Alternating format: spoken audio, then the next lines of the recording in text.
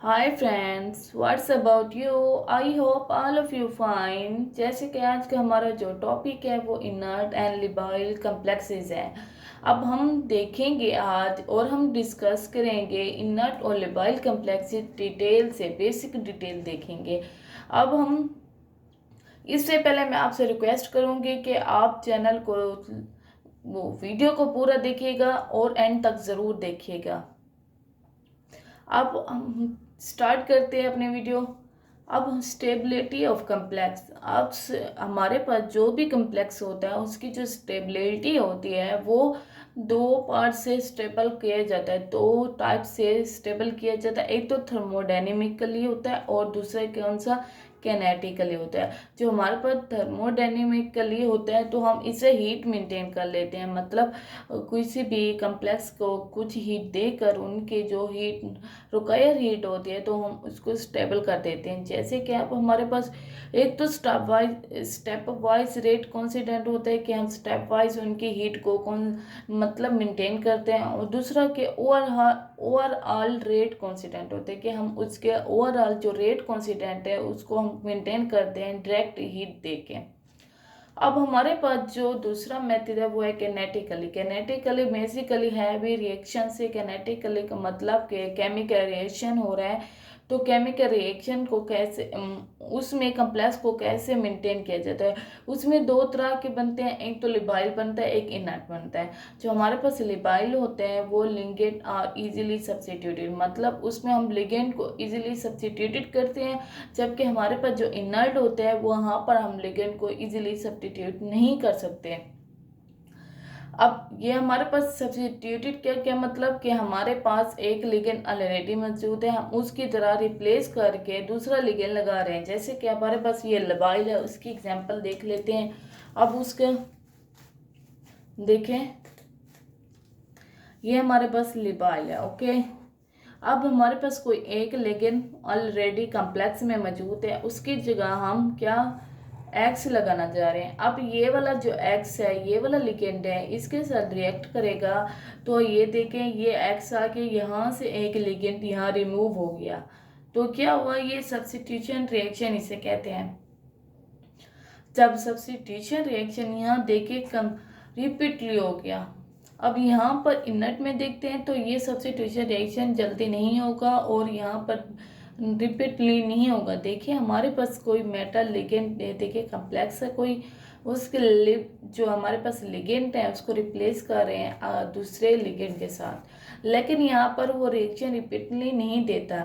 अगर हमारे पास कुछ स्पेसिफाइड कंडीशन हो, जैसे कि हमारे पास जो टेम्परेचर हो वो रूम टेम्परेचर 25 सेंटीग्रेड और हमारे पास जो सोल्यूशन हो वो 0.1 मोलर सोल्यूशन हो, तो हमारे पास जो रिएक्शन होगा वो कौन सा होगा, वो हमारे पास अगर रिएक्शन 1 मिनट से पहले कंप्लीट होता है तो हम उसे क्या कहेंगे, लिबाइल।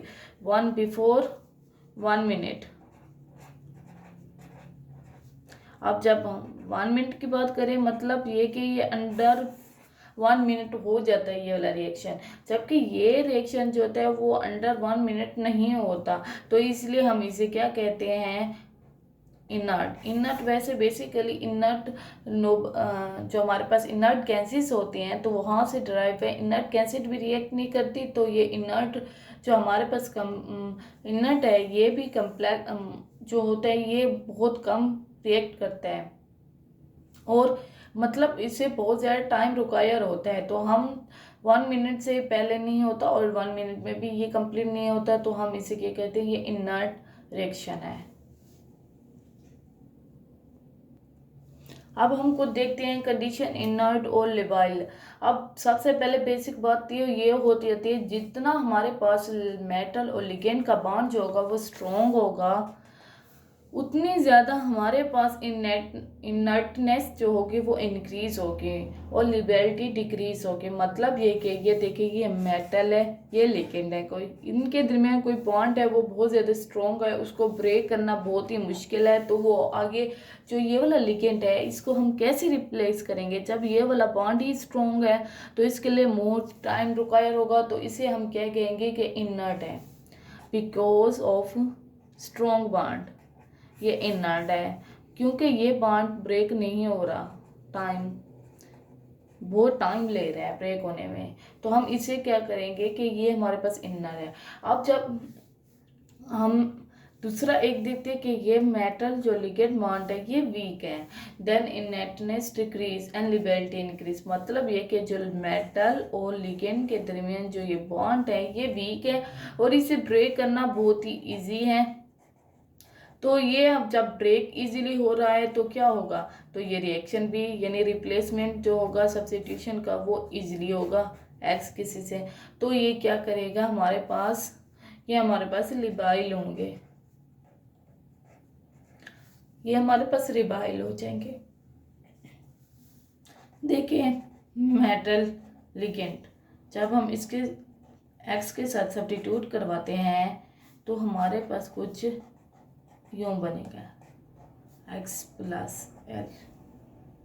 अब हम देखते हैं कुछ फैक्टर हैं जो लबाइलिटी और इनेटनेस पर इफेक्ट करते हैं। कुछ जो इफेक्टर हैं किसी से लिबेलिटी इंक्रीज हो रही है और किसी से इनेटनेस इंक्रीज हो रही है, तो वो हम डिटेल से पढ़ेंगे। फिर हमें कोई भी रिएक्शन हमें दिया जाएगा तो हम उसे फ़ौरन देख लेके बता सकते हैं कि हमारे पास ये जो दिया गया है कम्प्लेक्स ये लिबाइल होगा या इनर्ट होगा। तो हम कुछ फैक्टर देखते हैं। अब सबसे पहले जो है वो factor nature of central metal atom या आयन। ये कि हमारे पास जो सेंट्रल मेटल एटम है उसके नेचर को देखेंगे। अगर उसके नेचर अगर उसकी नेचर कुछ कंडीशंस फॉलो करेगी जो लिबेलिटी इंक्रीज करेगी और कुछ होगी जो इनेटनेस इंक्रीज करेगी। अब सबसे पहले जो होगा वो हमारे पास चार्ज कि सेंट्रल मेटल आइटम पर जो चार्ज है जब हम उसे इंक्रीज करते जाएंगे तो उसकी जो लिबेलिटी होगी वो डिक्रीज होगी। वो बात ये कैसे हो रहा है, देखिए हमारे पास कोई भी मेटल है, अब देखें इसके ऊपर प्लस चार्ज है तो ये हमारे पास क्या करेगा, ये इजीली क्या करेगा, क्योंकि इसका साइज पहले तो सिंपल मेटल होगी वो इजीली डोनेट कर देगी लिगेंड को, मेटल अलग और लिगेंड अलग, जबकि ये इसे थोड़ा टाइम लेगी। फिर उसके बाद हम दूसरी देखेंगे यहाँ इसमें इनेटनेस इंक्रीज होती जाएगी। मतलब ये सबसे पहले ये रिएक्ट करेगा, फिर ये रिएक्ट करेगा, फिर ये रिएक्ट करेगा। मतलब इसको कम टाइम रिक्वायर होगा, इसको ज़्यादा टाइम, और फिर इसको ज़्यादा टाइम रिक्वायर होगा। कि हमारे पास चार्ज इंक्रीज करने से मेटल के ऊपर तो उसकी लिबेलिटी क्या होगी, वो डिक्रीज होगी। तो उसके रिएक्शन करने का रिएक्शन में उसको टाइम लगेगा तो उसका जो साइज होगा वो भी डिक्रीज होगा। जितने मेटल, ये देखिए इसका साइज बड़ा हुआ, फिर इसका कम, फिर इसका, जितने मेटल इलेक्ट्रॉन देती जाएगी ये देखें कि टाइम बनाती जाएगी उसका साइज ऐसे डिक्रीज होता जाएगा। अब हम साइज की बात करते हैं, साइज इंक्रीज देन लिबेलिटी इंक्रीज। मतलब कि हमारे पास जब भी कोई किसी भी हमें दो कम्प्लेक्स दिएंगे, अगर हम सबसे पहले उसका साइज देखेंगे, अगर उस पर चार्ज होगा वो सेम होगा। देखिए हमारे पास अगर वो साइज सेम आता है तो हम उसके चार्ज देखेंगे। यहाँ पर हम देखते हैं कि हमारे पास जो ये देखें ये हमारे पास +3 है, आयरन +2 ऑक्सीडेशन। इसका मतलब इसने 3 इलेक्ट्रॉन दिए, इसका साइज कम है, और इसके क्या है 2 इलेक्ट्रॉन दिए, इसका साइज क्या है बड़ा है, इसका स्मॉल इसका बड़ा। तो इससे जो रिएक्शन होगा वो लिबेलिटी होगी वो डिक्रीज होगी, वो इनेटनेस इंक्रीज होगी। ये इनर्ट रिएक्शन होगा, जबकि ये वाला होगा वो लिबाइल रिएक्शन होगा, और इसमें जो इनेटनेस होगी वो 0 होगी क्योंकि इसका साइज कम है तो ये इजीली रिएक्शन दे रहा है।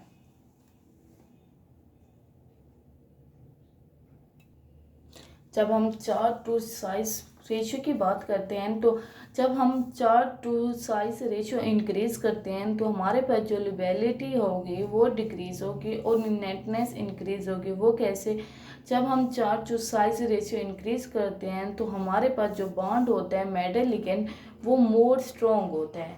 जब ये बॉन्ड स्ट्रॉन्ग होगा तो उसको ब्रेक करने में बहुत ज़्यादा टाइम रिक्वायर होगा, तो नेटनेस इससे क्या होगी इंक्रीज होगी।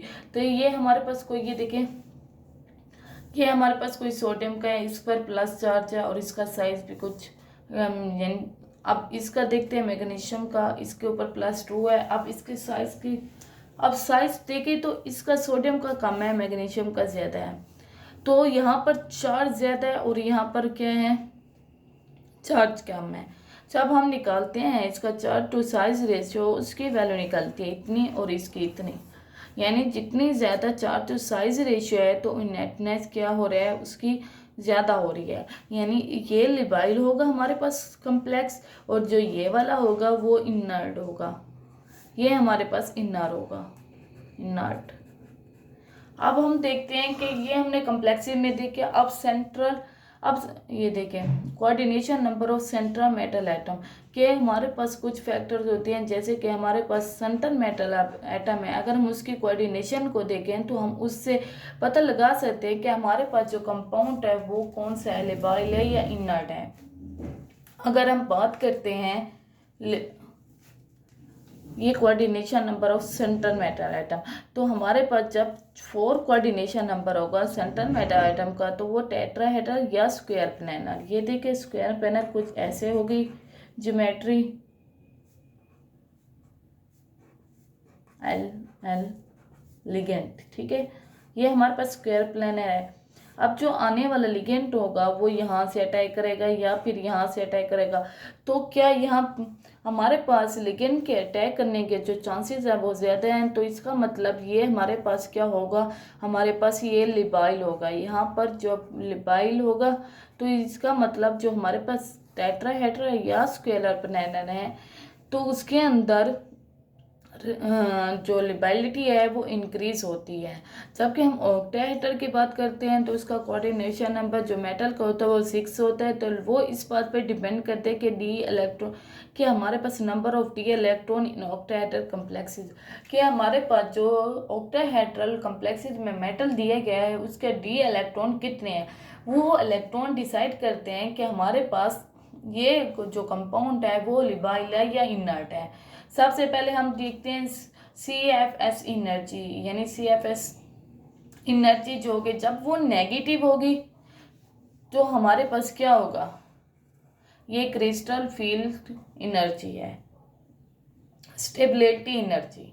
ओके, ये हमारे पास नेगेटिव है। अगर नेगेटिव वैल्यू इंक्रीज करती जाएगी तो हमारे पास जो एनर्जी होगी वो डिक्रीज होगी और जो कंपाउंड होगा वो स्टेबल होगा। जब स्टेबल होगा तो उसका बॉन्ड ब्रेक करना बहुत ही मुश्किल होगा।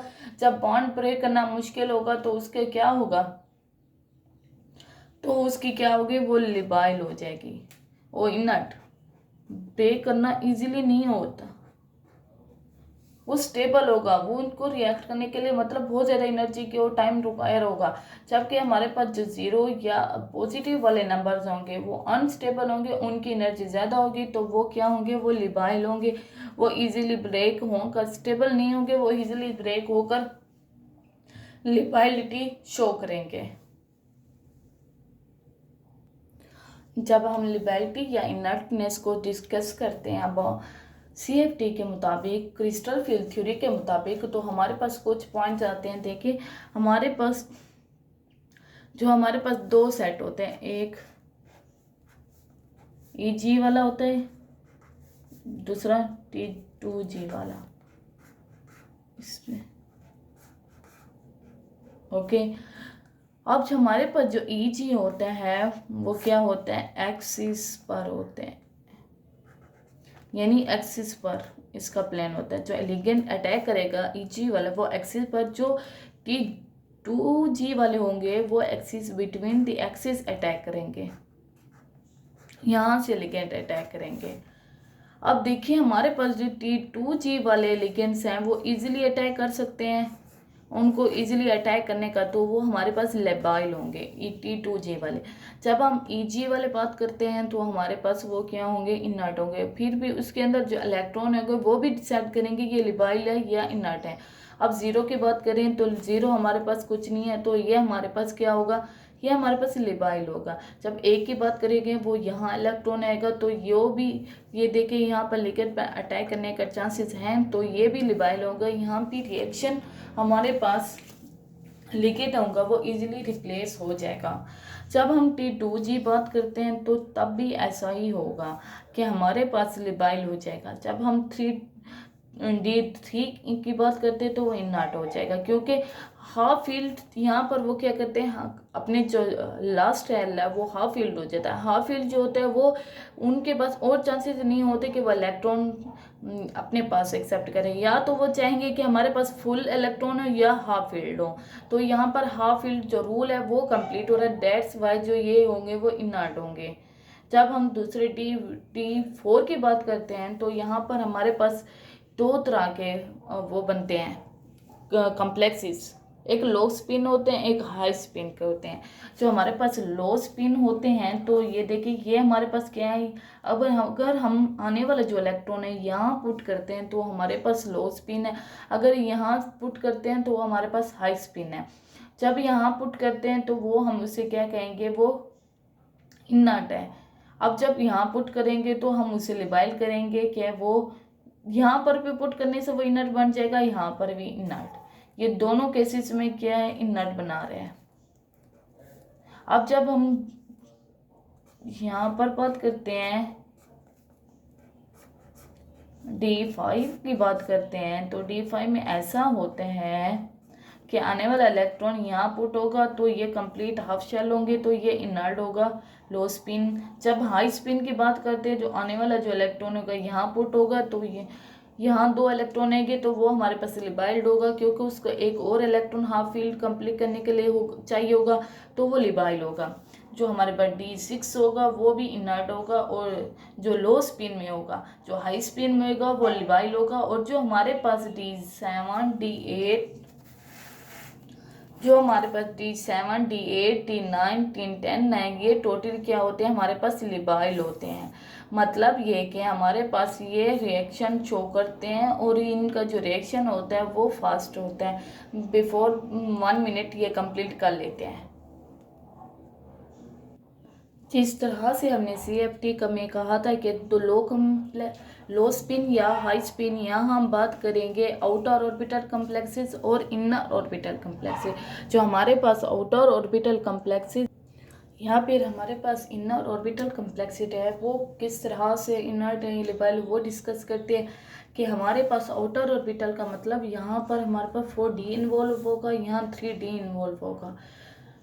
तो यहाँ sp3d2 होगा, यहाँ d2 sp3 होगा, यानी d यहाँ बाद में आ रहा है, यहाँ पहले आ जाएगा। तो हमारे पास यहाँ जब sp3 आउटर ऑर्बिटल यानी 4d इन्वॉल्व होगा, जो मेटल लिक्विड बॉन्ड होगा वो लार्जर होगा और वीक होगा। जबकि जब हाई एनर्जी और जब लार्जर बॉन्ड होगा तो वो इजीली ब्रेक हो जाएगा, मतलब उसका वीक बॉन्ड होगा तो वो इजीली ब्रेक हो जाएगा और इसकी एनर्जी जो होगी वो अनस्टेबल होगी। इस तरह से हम इनर ऑर्बिटल कम्प्लेक्सेस से बात करते हैं तो वहाँ मेटल लिक्विड जो बॉन्ड होगा वो स्ट्रॉन्गर होगा, तो जिसकी वजह से वो बॉन्ड शॉर्टर भी होगा। जब बॉन्ड स्ट्रॉन्गर होगा उसको ब्रेक करना बहुत ही मुश्किल होगा। तो हमारे पास ये जो यहाँ पर लो एनर्जी यानी मेटल लिक्विड बॉन्ड होगा तो मतलब वो स्टेबल होगा। लो एनर्जी मतलब स्टेबल होगा, जब स्टेबल होगा तो उनके दरमियान बॉन्ड ब्रेक करना बहुत ही टफ होगा, तो हम उसे कहेंगे वो इनर्ट है, यानी ये टाइम ले रहे हैं बॉन्ड ब्रेक करने में। जब हम आउटर की बात करें तो क्योंकि वो आउटर है, आउटर बहुत शल है, तो वहाँ पर जो मेटल लिक्विड बॉन्ड है वो वीकर है। आउटर से इलेक्ट्रॉन इजीली रिमूव किए जाते हैं और बॉन्ड ब्रेक किया जा सकता है। तो यहाँ पर उनकी एनर्जी जो कि वो ज़्यादा है, वो अनस्टेबल है। मतलब ये अनस्टेबल होने की वजह से ये इजीली रिएक्शन शो कर रहे हैं, तो हम इसे लिबाइल कहेंगे। This is all about लिबाइल and inert complexes. आपको अगर आपको ये वीडियो अच्छी लगी है तो इसके लिए लाइक, चैनल को सब्सक्राइब और कमेंट ज़रूर कीजिएगा। Thank you so much for watching. इससे भी अगर आप कमेंट्स करते हैं, अगर आपको कोई टॉपिक कुछ समझ नहीं आया तो आप पूछ सकते हैं कमेंट बॉक्स में।